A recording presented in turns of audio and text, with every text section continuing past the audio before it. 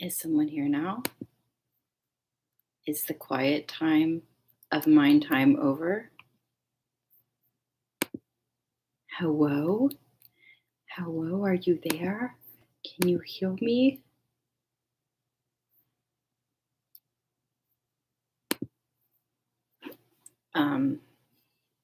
Well, I think maybe no one's here yet, but that's okay.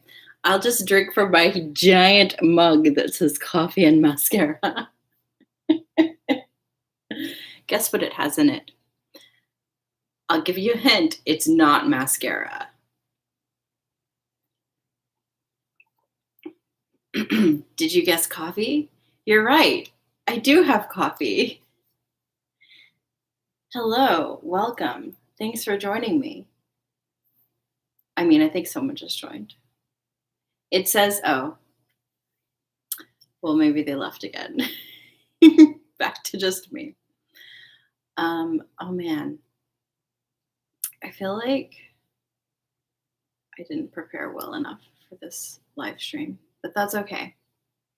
We're here. Laws, Ebony, welcome. Welcome, my dudes, my children, my lovelies. It made you leave to log in. Ah, I see. I see.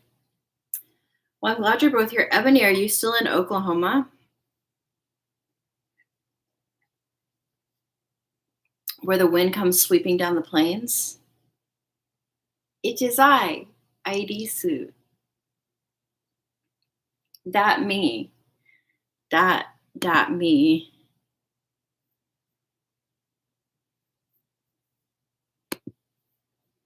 Yes, you're still in Oklahoma. Exciting. I hope your Saturdays have been going well so far. Mine's been good. I read a little bit of this. I looked at the art very closely, and then I read a little bit of it. I haven't finished reading it yet, but damn, that's some good art. And I also bought a lot of new doujins. Laws, since you said that you brought up reading Benno and Mark ones, I was like, I need to find that again. I couldn't find the one that I found before, though. I kind of remember that, like, when I was looking at it before, it was sold out anyway, so like I couldn't buy it anyway. But I did find two other ones that I ended up buying. And then I bought, I think I tweeted about it, one that it's like a little paper art book with like some pop-up art in it and stuff. I think there's like part of it that you actually like put together after you get it, because it, in the description, it said it was like a kit and it had like pieces that you have to put together. Yeah. Two popular laws. You're right. Oh, you're leaving tomorrow. Okay. You're in Pancake's garden. That's so cute. And then there was another one that I've been waiting for it to come out, and they finally posted the link to buy it. So I bought that one as well. So I bought like four more doujins today. Oh, and I pre-ordered a fifth one. You know, I've thought a lot about making a book from so many stars. I'm sure I've talked about it to you guys before, but it is a lot of work to do that. Yes, more literature for my library. It's all a reflection of my deep love of literature. Yeah, that's it. I really want to write Bookworm fan fiction. I just can't think of any good ideas. Or at least, like, I'll have ideas, but like, yeah, I think there have been several people in the fandom who've made book versions of their fics. So I know, I think Sarah did one for A Match and a Fuse. And I think Jane did one for Ships That Pass in the Night. So, yeah. I just have an appreciation of the human form. That's what it is. Um, but yeah, I want to write bookworm fic, but I haven't thought of any like ideas that have really like caught me enough to give me the motivation to actually sit down and write them. So we'll see. We'll see if I can come up with anything. Nights and they kiss. That's a good idea, Laws. That's a very good idea. Yeah, the Merlin Bookworm AU. I mean, that was a lot of fun to imagine, but yeah, I guess I didn't have the motivation to actually like write the story, which is a lot of things. Like I have so many story ideas where I'll like plan out the whole story in my head and be like, "Oh yeah, that was really satisfying." And that's it. That's as far as I get. Hello, Huli. It's okay. You have busy day. Well, I hope you can stay long enough to at least hear a chapter of Bookworm. Yes? Yes, we hope.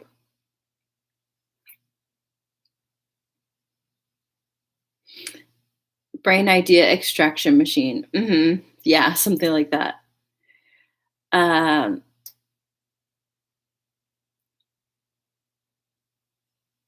but yes, I think I think I've talked about this before.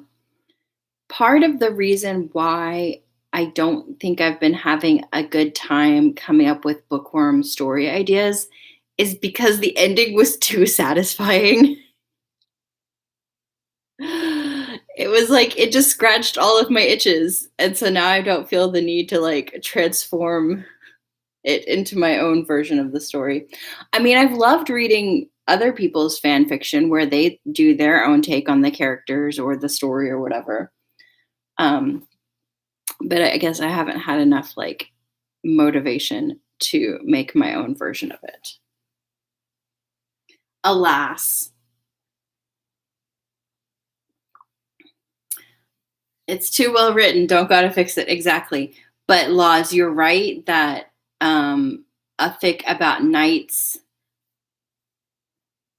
kiss would be very good.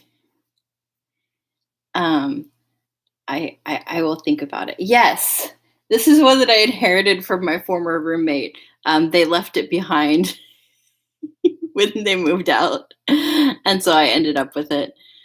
You could tell that this is definitely like totally my style, right?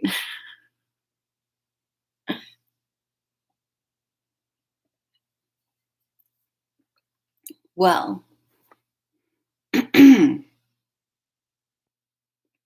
shall we get to it?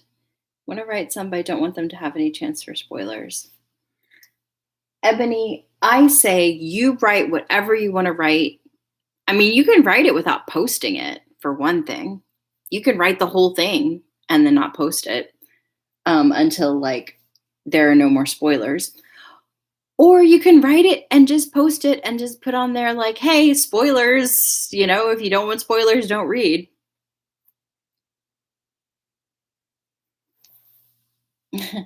It's free mug.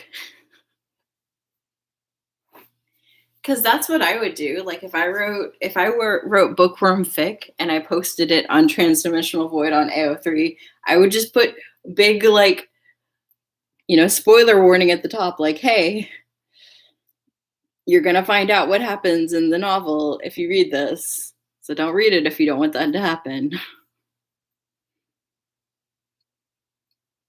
And then it would be take the choice into your own hands sort of situation. But yes, let's get down to business.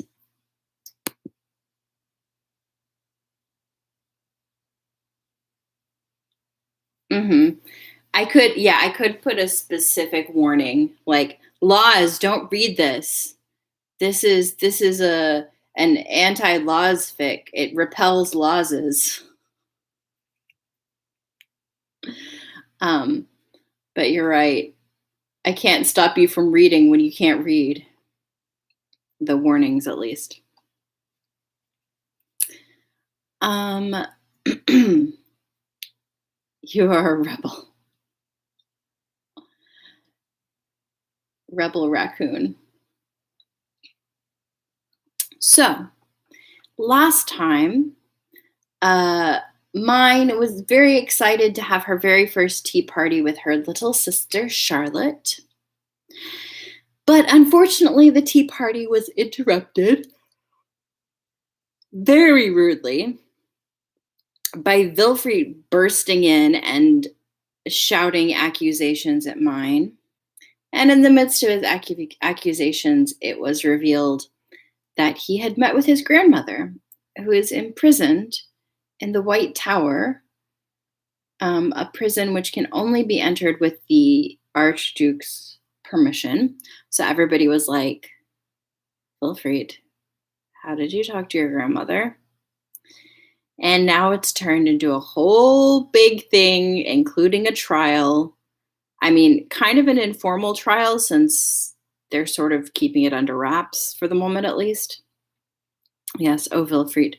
But Wilfried is having to learn some hard truths, and the consequences are probably going to be pretty dire despite how young he is. Mm-hmm. Well, I think part of the reason why he waited till now to say something is because mine and Ferdinand were gone. Like I didn't go back and reread this part of the story, but like they just came back from the harvest festival, I think. So it happened, this whole thing happened with Wilfried being tricked and going to the tower while mine and Ferdinand were gone for the harvest festival. And this today, the day that he's running in and accusing her, is the very first day that she arrived back in the castle after the harvest festival.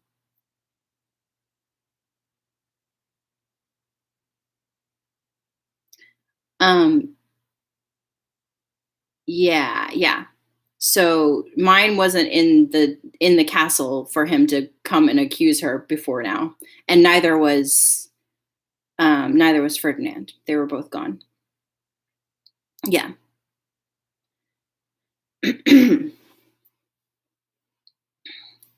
This chapter is titled Wilfried's Punishment. So we've had the trial, and now we shall learn the punishment.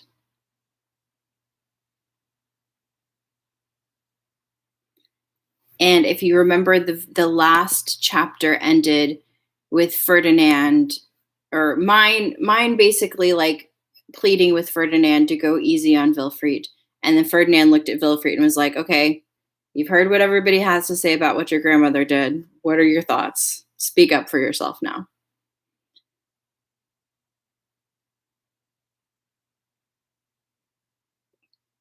You're right, Ebony. He didn't.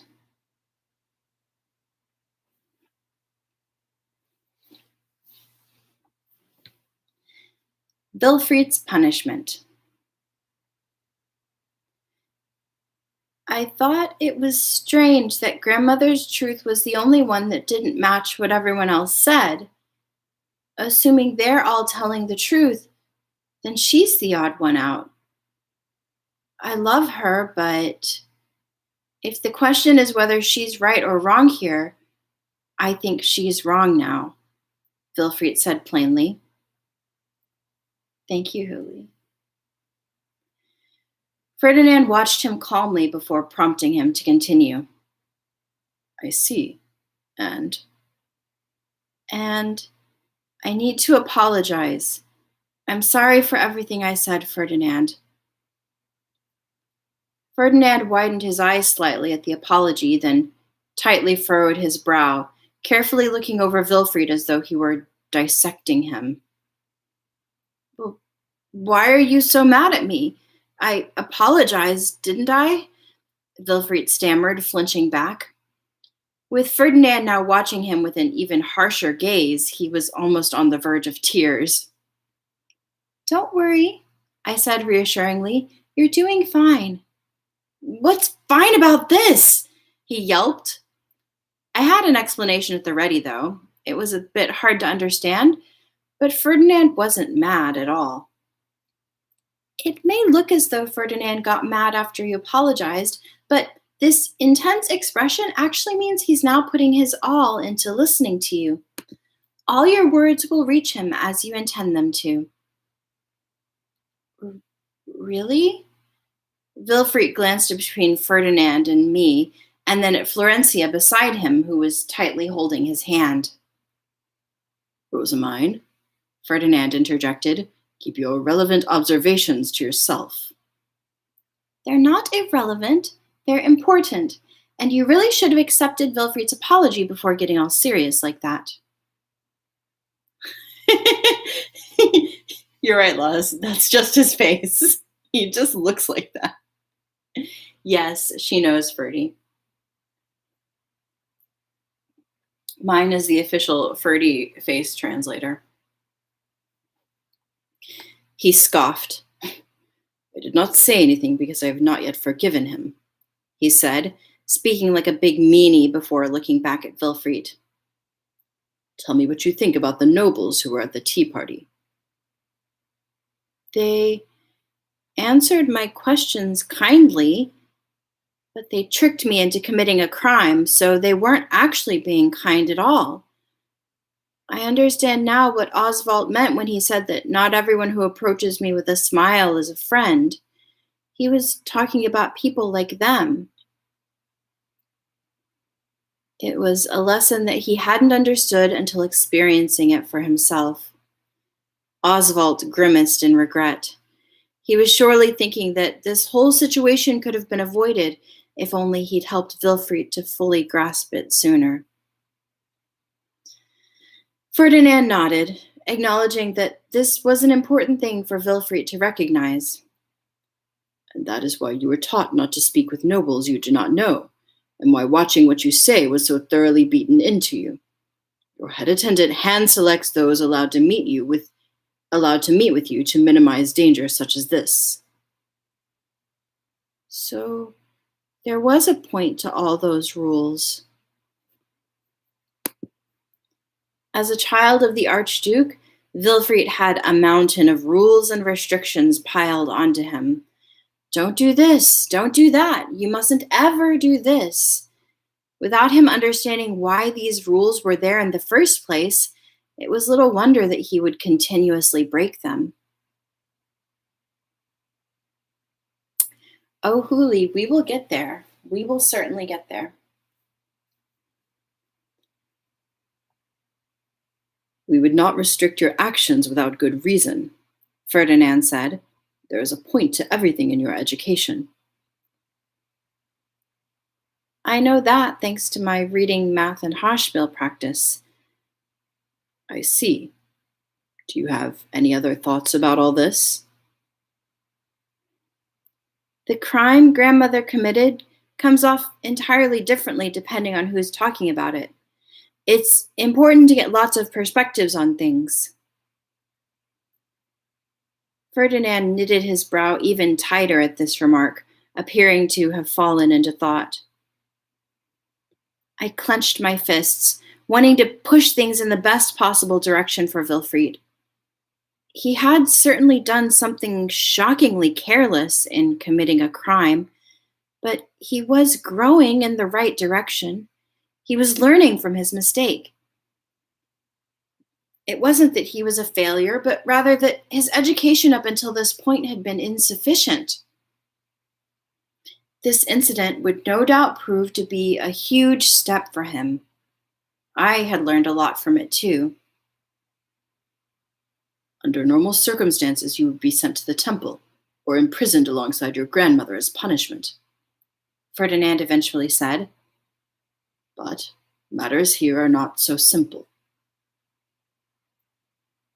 What are your thoughts? Sylvester asked Ferdinand, his expression making it clear he was just as intensely focused.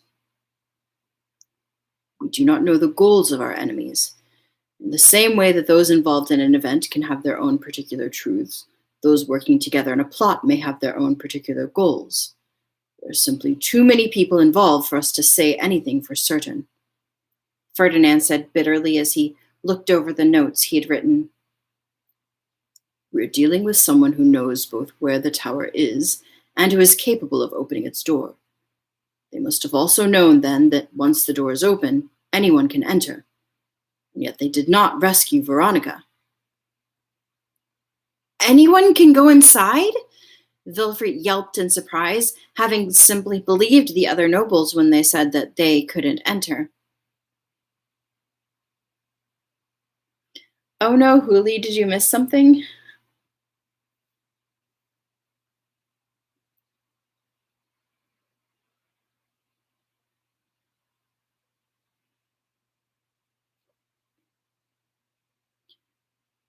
You were with them, so yes, they could have gone in as well.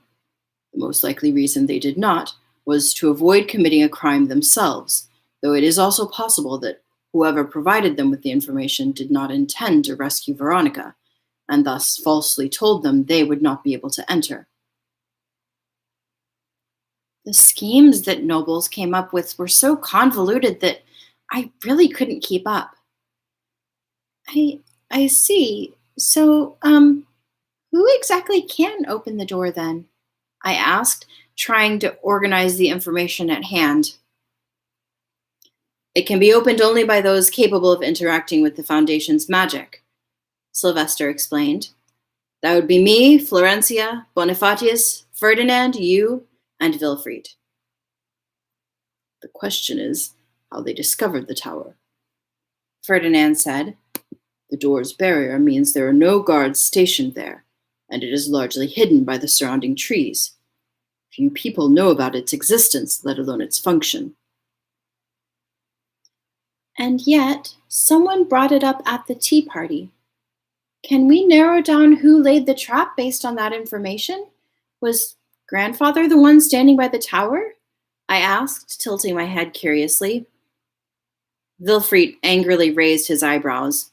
I would have recognized Bonifatius. If the person were someone I knew, I would have said their name. Plus, Bonifatius was rampaging around during the hunting festival, trying to compete with me and win despite his age, Sylvester added. People would have found it strange if they heard he was quietly playing with children by the tower. Grandfather was rampaging around in competition with Sylvester? I haven't really spoken to him much, but I guess that's how he normally acts when he's not around me.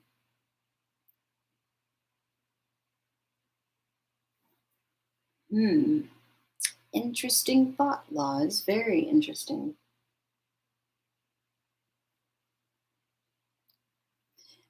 Ferdinand tapped a finger against his temple. It is my belief that the former Veronica faction wishes to reunite under Wilfrid, in which case it would be a very effective psychological attack to drive a wedge between him, Rosamine, and his parents. And the reality is that they accomplished just that, albeit only temporarily. Wilfrid and I were two core members of the Florencia faction, and pitting us against one another would force our parents to pick a side, only destabilizing things further. Perhaps they wish to create an Archduke faction and a rebel faction, but as things stand, any such rebel faction would die out before it even began. Wilfrid is on track to be disinherited or executed, neither of which would make him an ideal figurehead. Ferdinand continued. Having him enter the tower was such a blatantly hostile move that I consider it much more likely that their goal is not to make him a leader of sorts, but rather to eliminate him entirely. But that doesn't make sense either. If they wanted him gone permanently, they could have achieved that the moment they got him away from the tea party, Sylvester said with a raised eyebrow. Wilfrid trembled at the reminder of just how much danger he'd been in.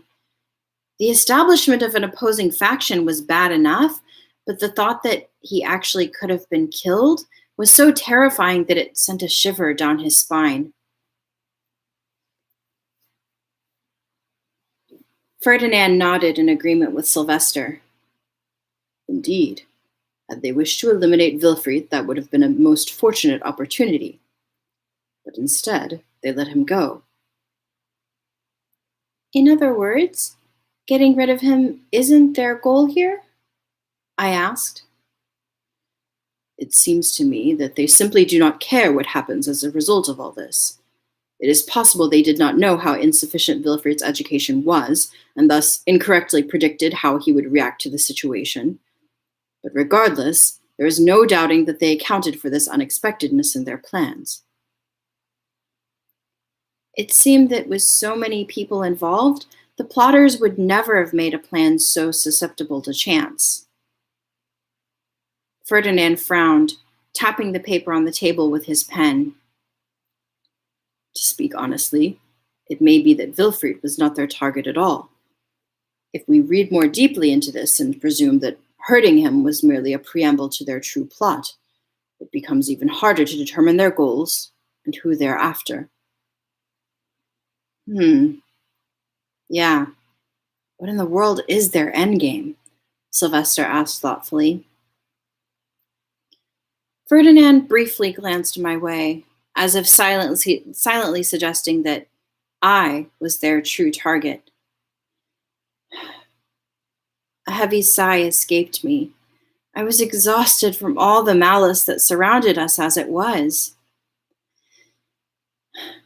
I guess this was all just harassment, I murmured. Harassment? Yes. They wanted Wilfrid to see the state his grandmother is in, to damage his familial relationships, and to make both you and Florencia struggle over how to punish your child. Oh, I guess that was Sylvester repeating harassment. No matter what you do here, some nobles are going to be unhappy, right? And while the mana shortage means we can't afford to simply execute every noble involved, it would be equally dangerous to leave them alive. Every option here hurts Ehrenfest in some way or another. What else could it be but some outsiders harassing us? Sylvester's eyes widened. I was so focused on the factions here that I never even considered that. Good point. You're surprisingly smart, Rosamine. What do you mean, surprisingly smart? I snarled, but he ignored my question and instead gave me a fairly serious look. All right, Rosamine, I've got a question for you and all your wits. Let's say this was harassment from the outside. If they hold a grudge against me and want to see me suffer, what could I do here to displease them most? Nothing at all, of course. Just keep things the way they are. What could frustrate them more than seeing that their attempt to stir things up hasn't had even the slightest impact? I said. Trying to harass someone but getting no response would probably disappoint them to no end. They need to start popping out more babies. Who, you mean Sylvester and Florencia?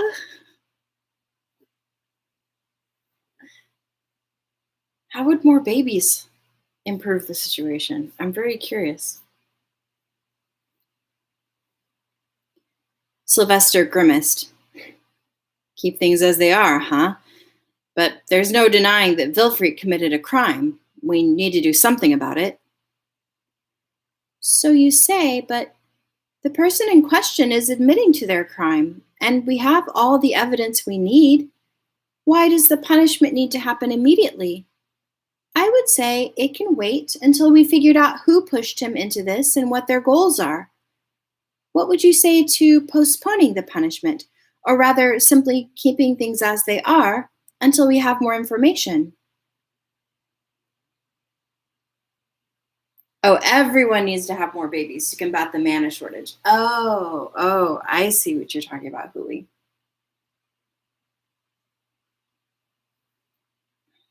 Well, they're working on it. Why do you think they make them get married as soon as they come of age? Sylvester seemed convinced, but Ferdinand flatly shot down the idea.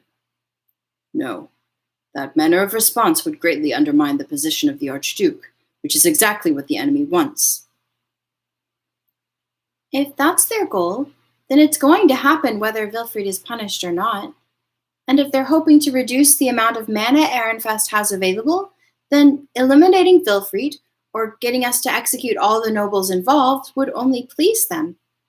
We should keep things as they are and gather more information before deciding whether or not to punish anyone, I suggested, but Ferdinand obstinately shook his head.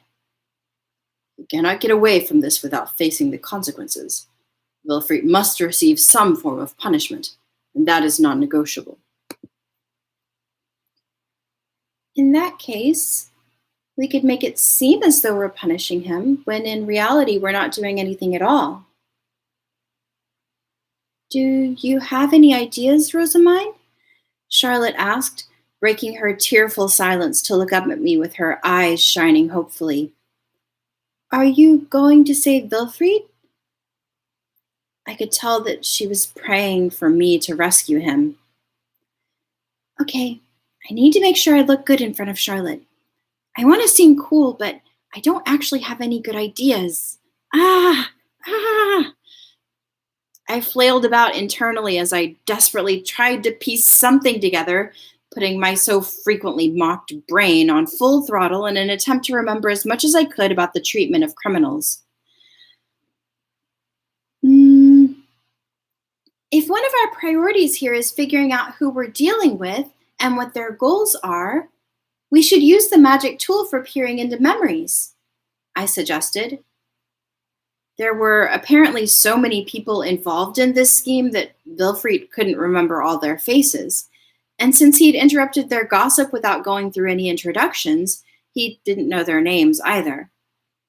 But if we peered into his memories with the tool, then as far as I was aware, it would be easy to determine their identities. Yes, Laz, that is like literally Mine's thinking. She's like, poor Wilfried, I guess we should figure out something to help him. And then suddenly Charlotte's like, please? And Mine's like, oh my God, I have to fix this somehow. I must impress Charlotte. She is Hooli. She really is. She's like, men can die. I don't care.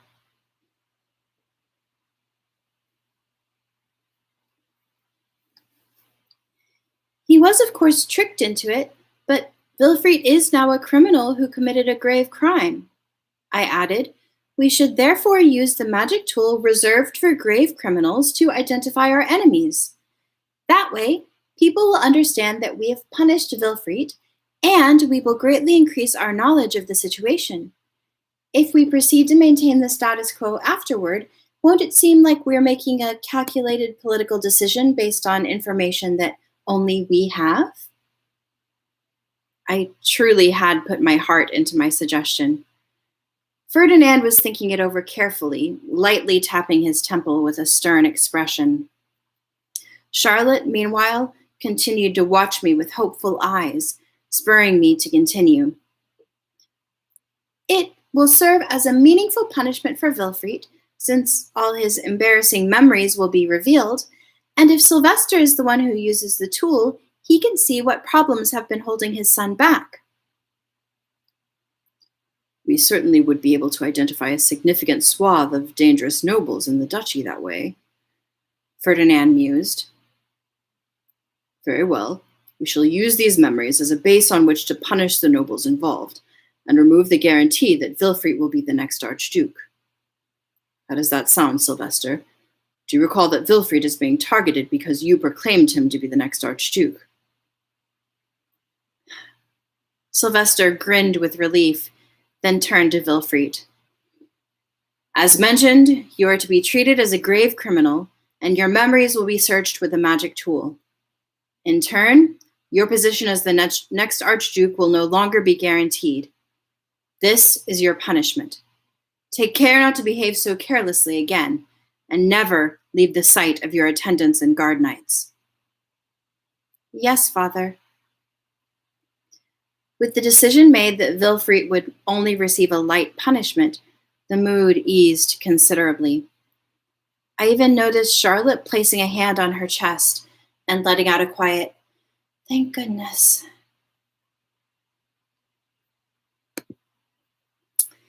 Um, I think they've talked about this before, but basically, um, I mean, probably basically from birth, but I would say it was probably officially confirmed at his baptism, which would have been a few months before mine was officially baptized as a noble. Um, but Sylvester's whole idea is that he and his sister, had a bitter battle for the position of Archduke.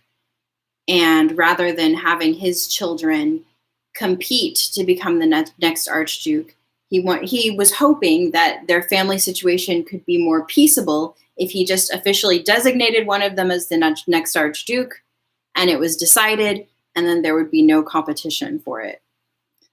So that was his goal in proclaiming that Wilfrid, like already designating Wilfrid as the next Archduke.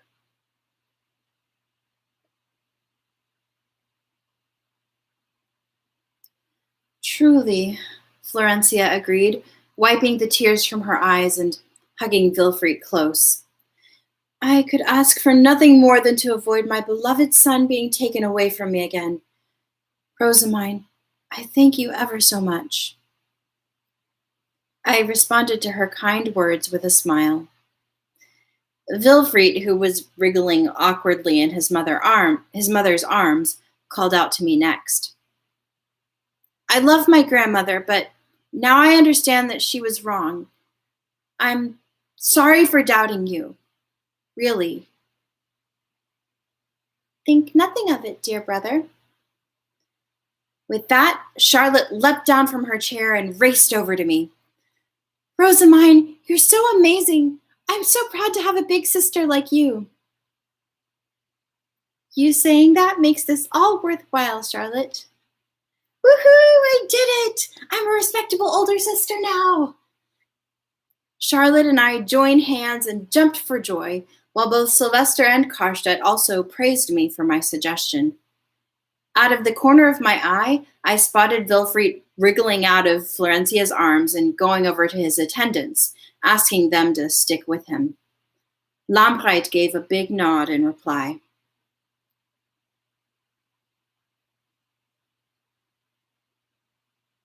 Wilfrid's betrayal worth it. Yeah.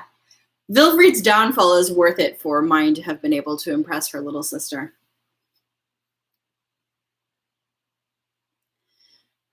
Ferdinand, having been watching us all, rose from his chair and strode over to Wilfrid, who tensed up in fear of what he was about to be told. It will not be easy to overcome this stain on your reputation. If you continue to work hard and focus on the future, however, you will surely continue to grow. Ferdinand said. Sincerity such as yours is a hard virtue to acquire. For a moment, Wilfrid simply looked up, his mouth agape in confused disbelief. But his expression soon turned into a happy, albeit somewhat conflicted, smile. I'll do my best, he said, kneeling down. I'll do my best not to waste the opportunity given to me. Thank you. Thank you, Uncle. With that, Ferdinand swiftly exited the room, seemingly having nothing else to say to Wilfrid. I wasn't sure if anyone else had noticed, but he'd walked away a little faster than usual.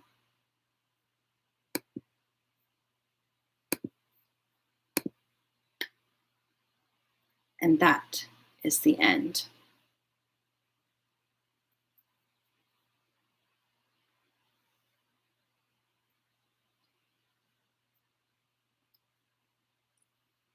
A little faster. Yeah. Well, knowing what we know about Ferdinand, I feel like probably Ferdinand experienced an emotion, a terrible, disgusting, awful emotion. No, know, Huli. You're right. That whole time he was just like, gotta get out of this room, gotta get out of this room. Yes, Laws. He can't let them see him have an emotion. So he had to escape. Yes, Ebony, exactly. Sylvester didn't want a repeat of what Veronica made happen between him and Georgina. And honestly, like a conflict that's still ongoing, as we saw, like Georgina is, she sent her followers in Ehrenfest that letter saying that she'd found the path to the foundation, which hints that maybe she's still trying to find a way to become the Archduke of Ehrenfest. He probably has some kind of fart magic anyway. It's a spell. No, it's a magical tool. You wear it around your waist like a belt, and like every time you fart, like as soon as your farts leave your body, they're just like magically transported to the middle of the forest. It's a fart teleportation magical tool.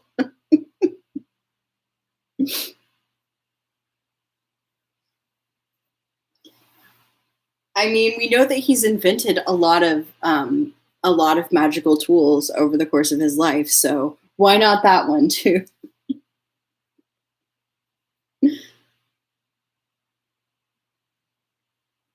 I love that, like, after that whole dramatic story arc, we're now discussing whether or not there's fart magic. The video that is like that invention.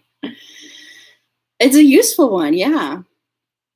To the ivory tower. Okay. Bye, Ebony. Go enjoy friend time. Bye bye. Take care.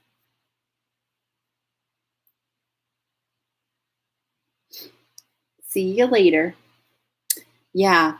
Imagine if part of Veronica's punishment in the White Tower is that she had to spend the rest of her life smelling farts.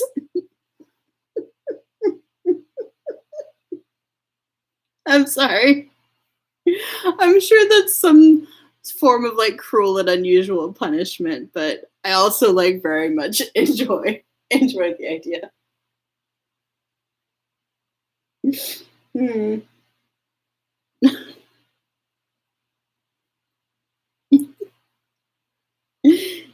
Yeah, just like every time he lets out a good one, he thinks about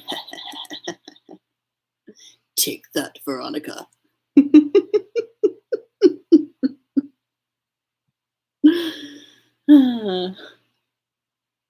Great, wonderful, amazing. Um, but yes, I think you guys have commented before on like how improved Huli's dying, on how improved Ferdinand and Wilfried's relationship is 2 years in the future, after Mine wakes up.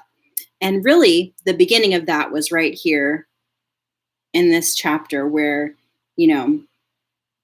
Wilfried finally realizes that his view of Ferdinand has been unjust and has been colored by Veronica's prejudice.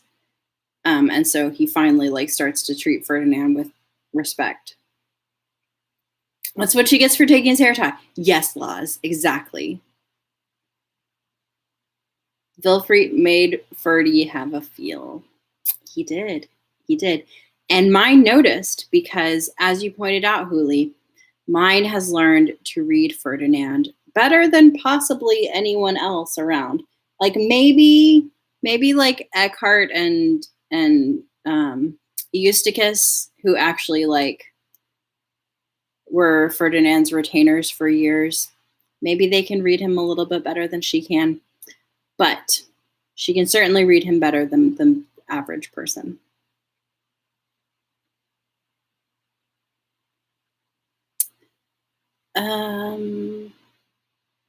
What else? Yes, mine is very much motivated by Charlotte's cuteness. That's she's like, fuck all my brothers. I love my sisters.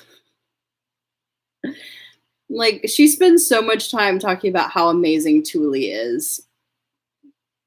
And then we see her reactions to Charlotte. she clearly does not care as much about her brothers as she does her sisters. Retainers too. Are you going back to what I was saying about Ferdinand's retainers, or are you talking about like how she reacts to her female retainers versus her male retainers?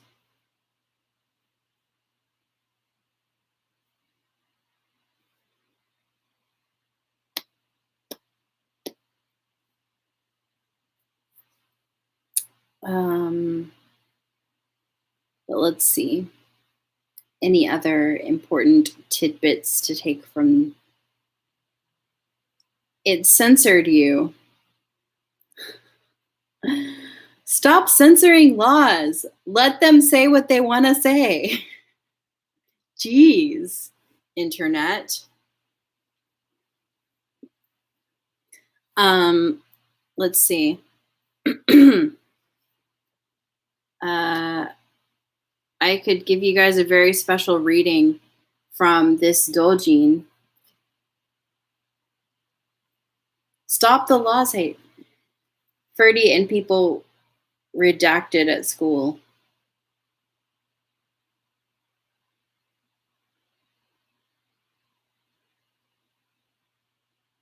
Okay. I'm gonna figure it out.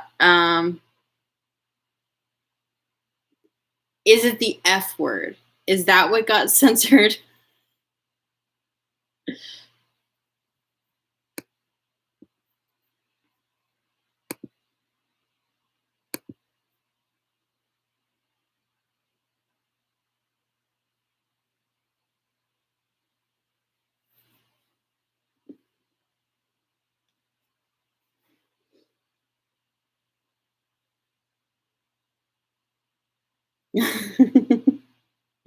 Dang it, I'm terrible at the fill in the blank thing.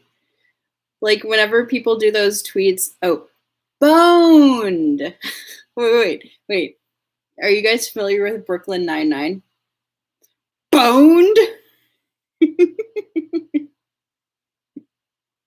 Me like throwing open a door, just stepping out and boned.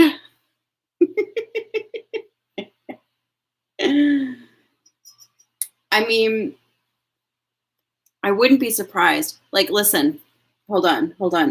It was like within the first. Let's see, where is it? 彼は情勢が嫌いで、だから情勢の私は彼の恋愛の対象外だとばかり思っていたのだ。He hated women. Therefore, I, who was a woman, must be outside of the targets of his affection.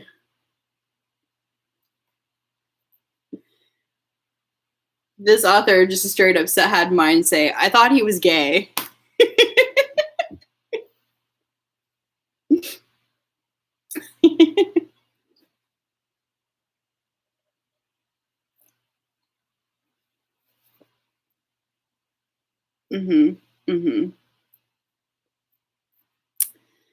There you go.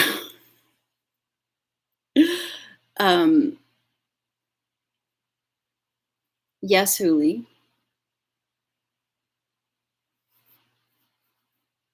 Huli says, guys,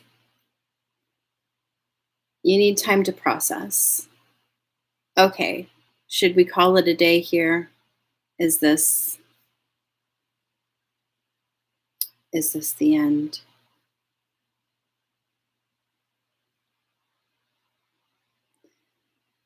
Because we do have anime time later, and we'll be watching Princess Tutu. Oh, Huli says, no, no. Oh, Huli, head empty. Huli, head empty. The whole like Ferdinand hates women thing. I mean, I think hate might be a strong word. Like the kirai doesn't necessarily have to mean like hate, but it's more just like doesn't like or isn't comfortable with. It can have that as well. He does hate everyone, yeah. Okay. Okay, Huli. I see you. I see you later. Have good work. But I feel like it was also in the Karstedt point of view chapter at the beginning of this volume. I'm trying to find it exactly where Karstedt says it.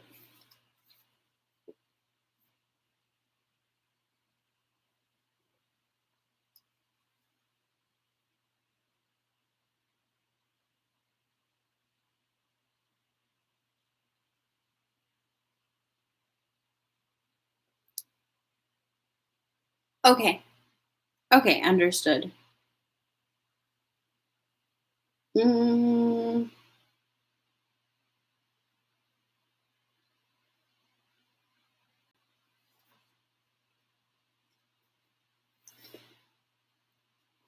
But basically, Ferdinand just has big mommy issues. That's really what it comes down to, right? Because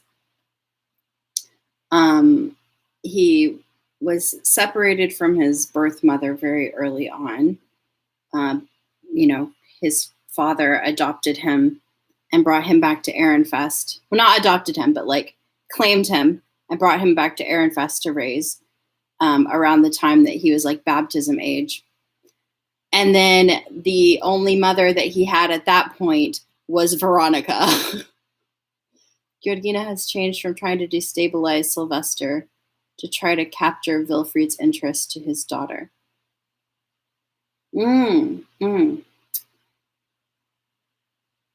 It's very possible if we assume that Wilfried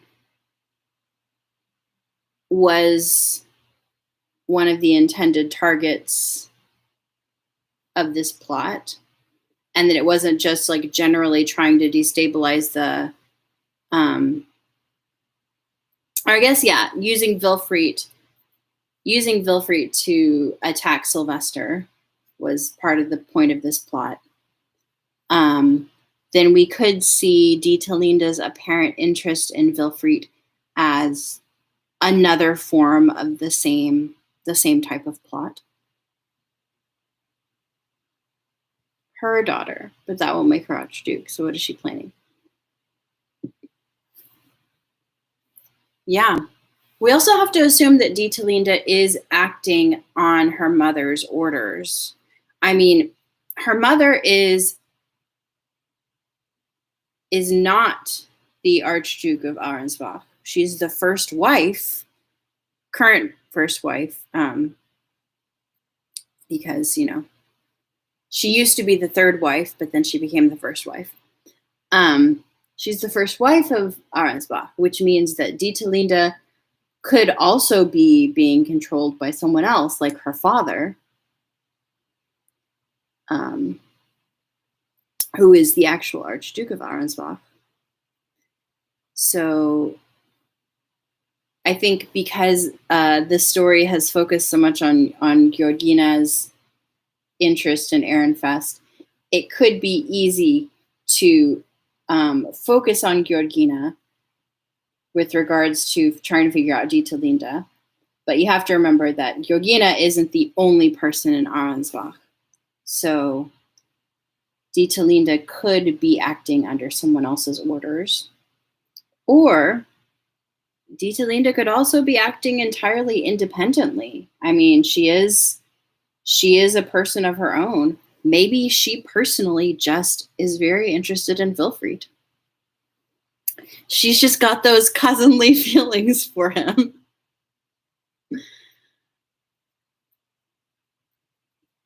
But yes, I think we are right to assume that Georgina has not given up and that she still has some plots up her sleeves, whether or not they involve Dietelinda. Dietelinda's a cousin redacted. Yeah. Yes, laws.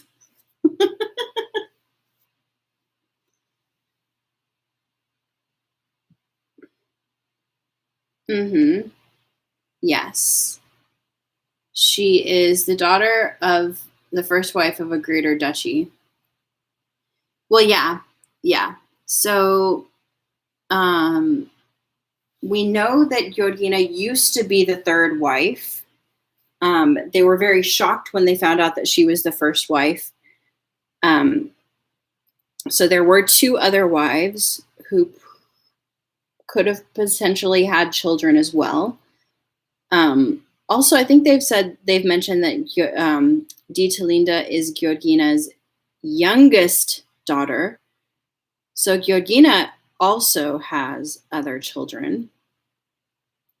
So we don't really know what Dietelinda's position is within her family. Like, is she being considered as a possible next archduke? Like, is she in line to inherit?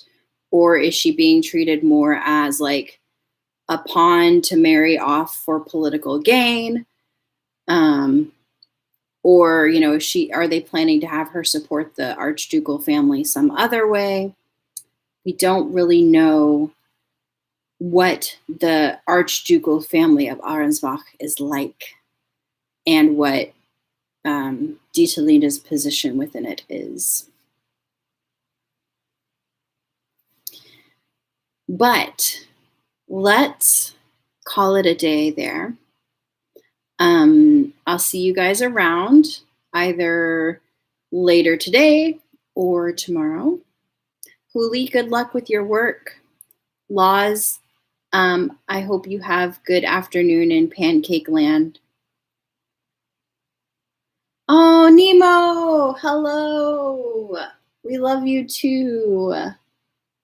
Yay, I'm glad you could stop in for a moment. I'm wrapping up right now anyway.